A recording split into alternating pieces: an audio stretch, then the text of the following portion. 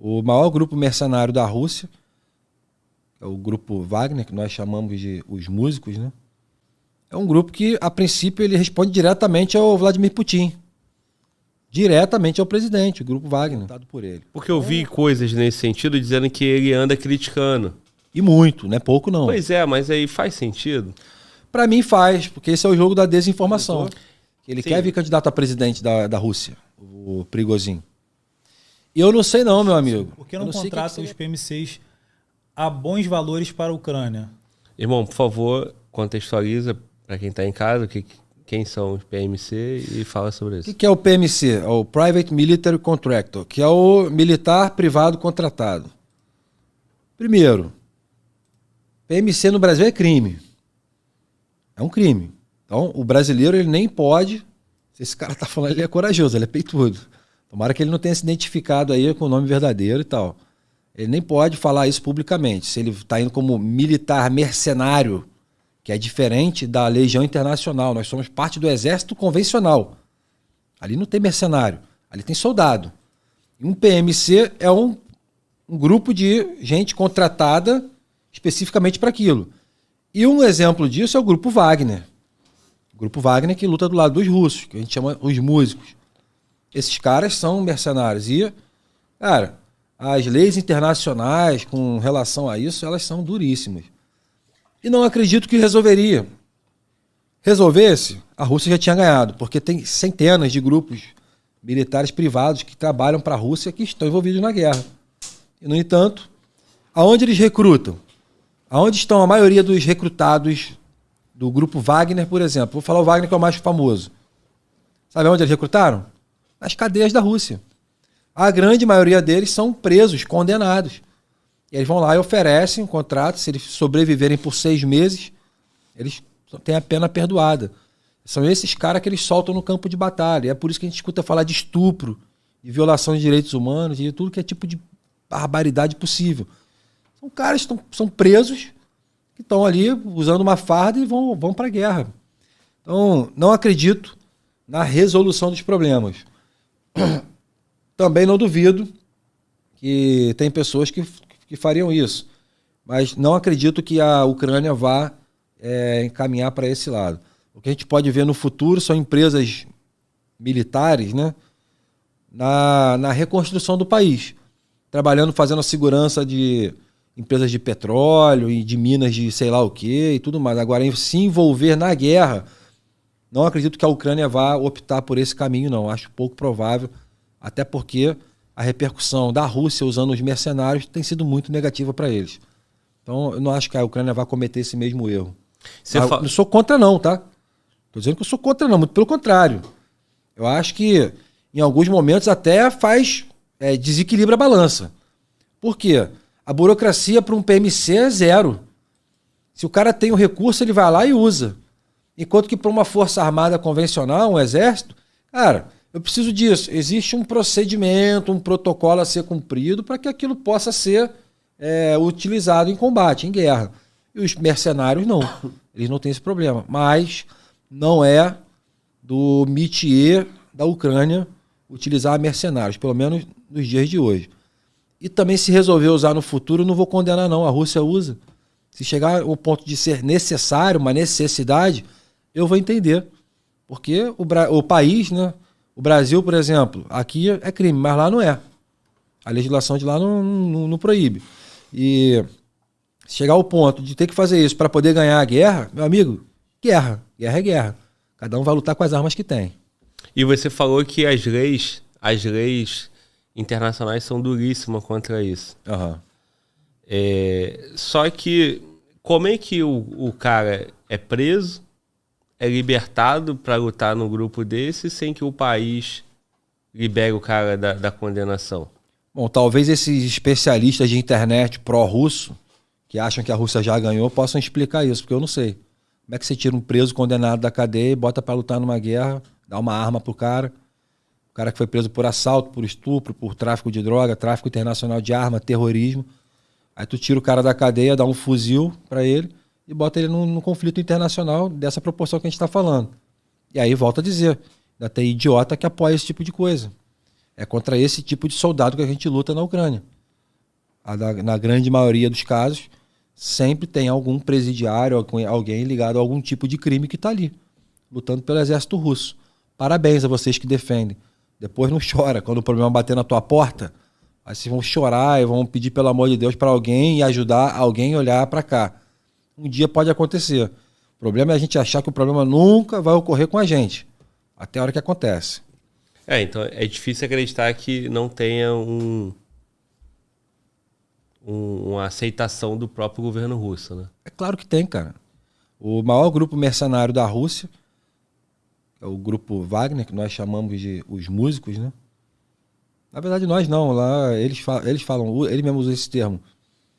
É um grupo que, a princípio, ele responde diretamente ao Vladimir Putin. Diretamente ao presidente, o grupo Wagner.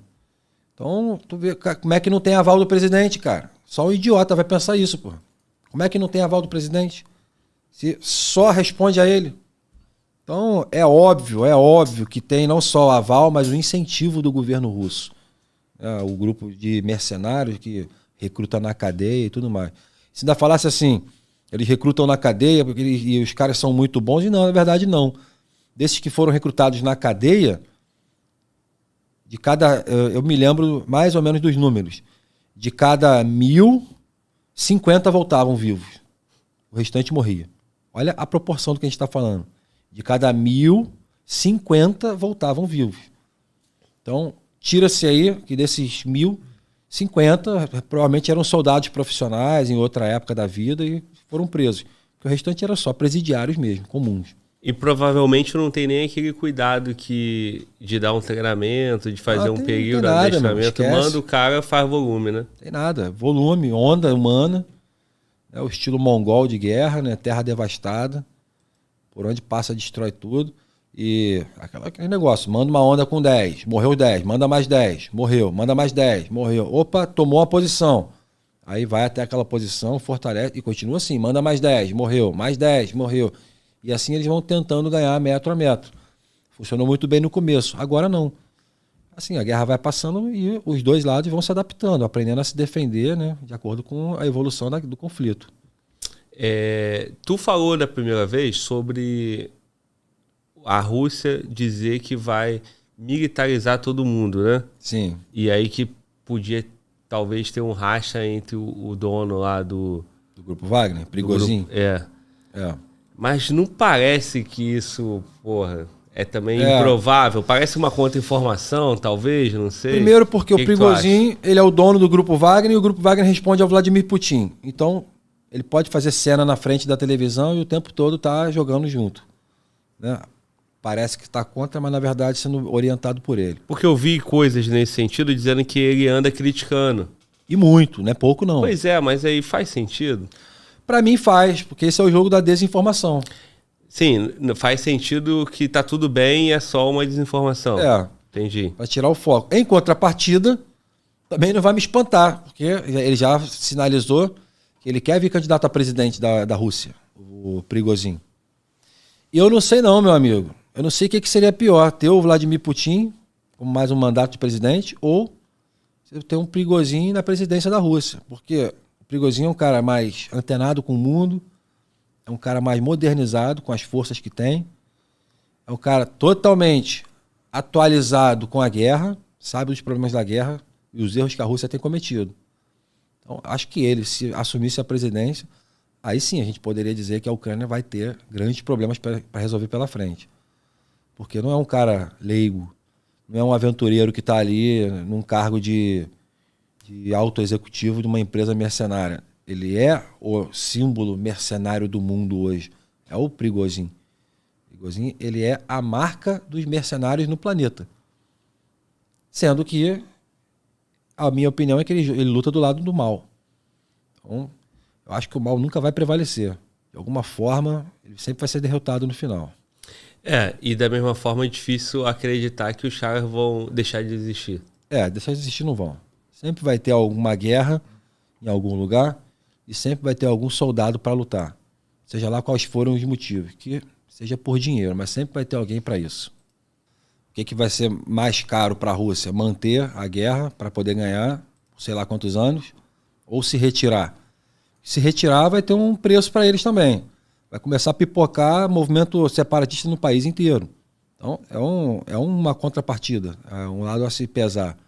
E aí, falando agora despido de emoção aqui, sem a minha opinião particular, olhando agora de forma fria. Ali, se a Rússia perder, ela vai ter muitos problemas internos. Então, é um outro ponto que pode pesar no rumo da guerra no futuro. Aí vai depender de quem vai tocar o país durante esse finalzinho de conflito, né? Esse finalzinho não, mas esse pedaço do conflito daqui para frente. E o pós-guerra da Ucrânia. Porque quando a guerra da Ucrânia acabar, os problemas dentro da Rússia vão estar só começando, como já estão começando. Belgorod é um exemplo disso. Movimento separatista de russo atacando a Rússia. E tem outros acontecendo agora. É porque ao lado de cá do planeta não noticia. Mas lá a gente escutava. Pelo menos 4 estados estão se rebelando contra a Rússia. Isso vai se tornar cada vez mais comum.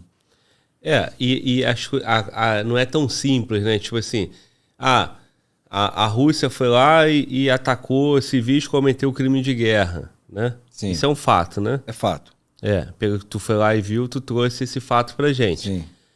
Porra, em tese, o mundo todo deveria comprar essa dor da Ucrânia e ir contra a Rússia. Sim. Só que o mundo todo faz cálculo, né? Exato. E o cara vai tendo as estratégias nos Estados Unidos, a França ou todos os outros países. Né?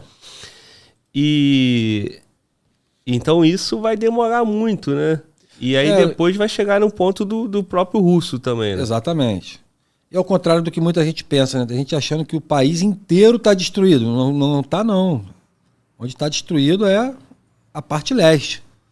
E tem muitas cidades da Ucrânia que estão lá resistindo. Como? Revidando, se defendendo, artilharia, defesa antiaérea e tal. Mas tá lá, todo dia uma cidade é atacada, se alvos civis são atacados, mas tá lá, tá bancando, tá mantendo. E eu acredito que uma vez que você enxerga que é possível, você não recua mais. Fala, não, meu irmão, agora que eu senti que dá, eu não volto mais. E é o caminho que está tomado agora. A Ucrânia já está nesse caminho.